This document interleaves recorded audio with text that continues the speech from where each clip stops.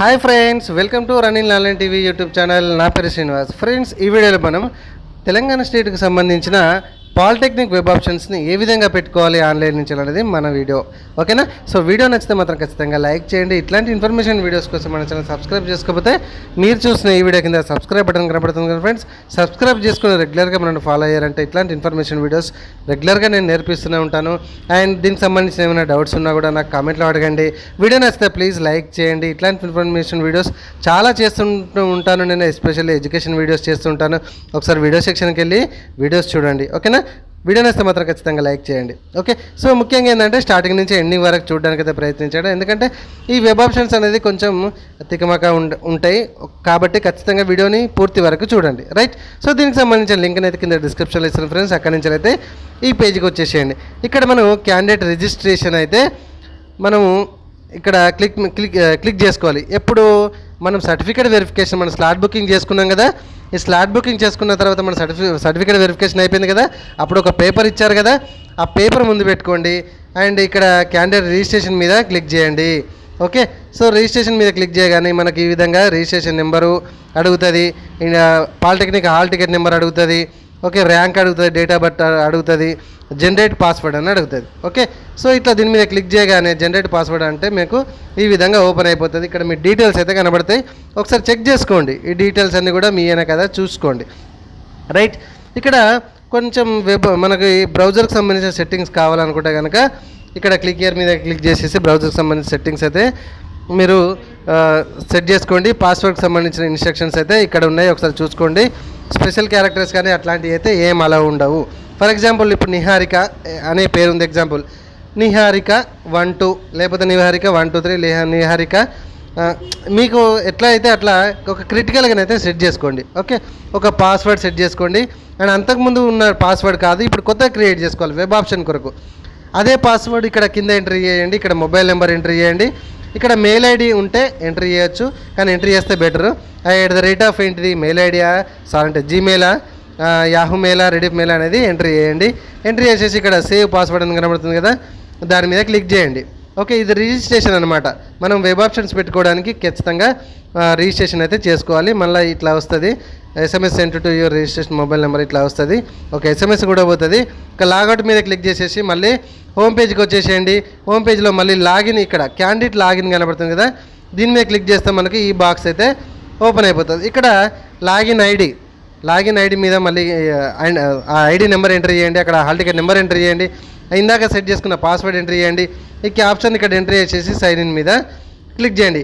ID number మనకు already ఇంతకుముందు ఉన్నది, అది అందరికి తెలిసిన విషయం. ఈ హాల్ టికెట్ నెంబర్లో ఉంటుంది, లేదా మీకు ఆ స్లిప్ మీద కూడా, ఇచ్చిన స్లిప్ మీద కూడా ఉంటుంది. ఓకే, నెక్స్ట్ స్టెప్ ఈ విధంగా వస్తుంది. ఈ పేజీలో కొంచెం కిందికి స్క్రోల్ చేయండి. కొంచెం కిందికి స్క్రోల్ చేస్తే కానీ కొద్దిగా ఇన్స్ట్రక్షన్స్ ఇక్కడ ఉంటాయి. దీన్ని ఒకసారి మీరు చదువుకునేది ఉంటే చదువుకోవచ్చు. ఓకే, కొంచెం కిందికి స్క్రోల్ చేస్తే ఇక్కడ మనం ఇందాక అక్కడ ఏది సర్టిఫికేట్ వెరిఫికేషన్ అప్పుడు చేసినటువంటి మొబైల్ నెంబర్కి ఓటీపీ అవుతుంది. ఆ వచ్చిన ఓటీపీ ఇక్కడ ఎంట్రీ చేసేసి చెక్ బాక్స్ చేసేసి ఇక్కడ click here for option entry దాని మీద క్లిక్ చేయాలి. ఖచ్చితంగా ఎంట్రీ చేయాలి. ఒకవేళ ఓటీపీ కనుక రాకపోతే ఇక్కడ మళ్ళీ క్లిక్ హియర్ కనబడుతుంది కదా, మళ్ళీ దాని మీద క్లిక్ చేయండి.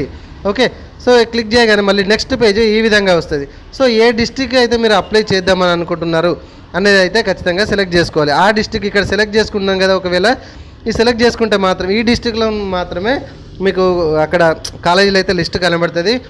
సో అన్ని సెలెక్ట్ చేసుకుంటే అన్ని కాలేజీలు, అన్ని డిస్ట్రిక్ట్కి సంబంధించి కనబడతాయి. కొన్ని డిస్ట్రిక్ట్లు సెలెక్ట్ చేసుకుంటే ఆ డిస్ట్రిక్ట్లకే అక్కడ కాలేజీలు కనబడతాయి, గుర్తుపెట్టుకోండి. ఓకే, సో ఇప్పుడు ఫర్ ఎగ్జాంపుల్ మనం హైదరాబాద్ సెలెక్ట్ చేసుకొని ఖమ్మంలో మనకి కాలేజీ కనబడతలేదు అంటే కనబడదు. ఎందుకంటే ఇక్కడ మీరు సెలెక్ట్ చేసుకున్న డిస్ట్రిక్ట్లు కొన్నే కాబట్టి ఒకటి సెలెక్ట్ చేసుకుని ఒక కాడ సెలెక్ట్ చేసుకుని ఒక కాడ కనబడాలంటే కనబడదు. రైట్? అండ్ నెక్స్ట్ వచ్చేసి ఇక్కడ మీ డిప్లొమాకి సంబంధించిన కోర్సులు అయితే ఇక్కడ మనకు ఉంటాయి, చూసుకోండి. దీనికి సంబంధించిన ఫుల్ ఫామ్స్ అనేది మొత్తం ఇక్కడ ఉంటాయి. ఒకసారి అయితే క్లియర్గా ఈ పేజ్ అయితే క్లియర్గా చదువుకున్న తర్వాతనే నెక్స్ట్ పేజ్కి వెళ్ళండి. ఫర్ ఎగ్జాంపుల్ ఇక్కడ చూడండి, నేను ఈ డిస్ట్రిక్ట్లకు మాత్రమే అప్లై చేద్దాం అనుకుంటున్నా కాబట్టి ఈ డిస్ట్రిక్ట్లకు మాత్రమే మన కాలేజీలు కనబడతాయి. రైట్? సో కొంచెం కిందికి స్క్రోల్ చేస్తే ఇక్కడ చూడండి డిస్ప్లే ఆప్షన్స్ ఎంట్రీ ఫామ్ అని కనబడుతుంది కదా, దాని మీద క్లిక్ చేయండి.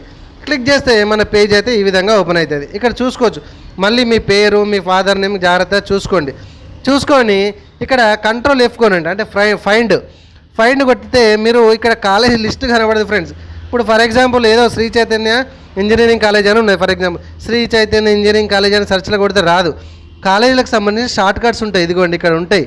ఈ షార్ట్ కట్స్ అనేది మనం సెర్చ్లో కొడితే మాత్రమే మనకు ఆ డిస్టిక్ సంబంధించింది కావచ్చు, లేకపోతే ఆ కాలేజీకి సంబంధించింది కావచ్చు డిస్ప్లే అవుతాయి. డిస్ప్లే అయిపోయాక మనకి ఇక్కడ బ్రాంచెస్ కనబడుతున్నాయి. ఓకేనా, మీరు ఏఐనా లేకపోతే ఈసీనా లేకపోతే సిఎస్ఆ డబ్ల్యూఈనా దేలా సెలెక్ట్ చేసుకుంటారు అనేది ఇక్కడ చూజ్ చేసుకోండి. ఫర్ ఎగ్జాంపుల్ ఏదో ఒక కాలేజీలో మీరు చూజ్ చేసుకున్నారు, దాని సిఎస్ నచ్చింది, దాని నెంబర్ 1 ఇవ్వాలి.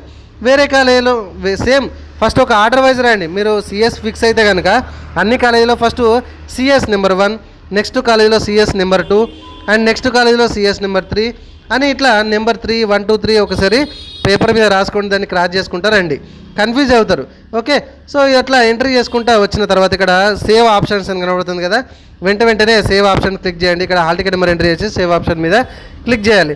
లేకపోతే దీనికి టైం అవుట్ అయిందంటే పేజ్ అయితే లాగౌట్ అయ్యే అవకాశం ఉంటుంది. కాబట్టి అన్నీ ఎంట్రీ చేసిన తర్వాత అంటే మీరు మధ్యలో సేవ్ చేస్తూనే ఉండాలి. హాల్ టికెట్ ఇక్కడ ఎంట్రీ చేసి సేవ్ ఆప్షన్ మీద క్లిక్ చేస్తూ ఉండాలి. ఓకేనా, సో ఈ విధంగా మొత్తానికైతే మీరు అయిపోయినాక ఇక్కడ వ్యూ ప్రింట్ అని కనబడుతుంది అండ్ సేవ్ ఆప్షన్స్ అని కనబడుతుంది.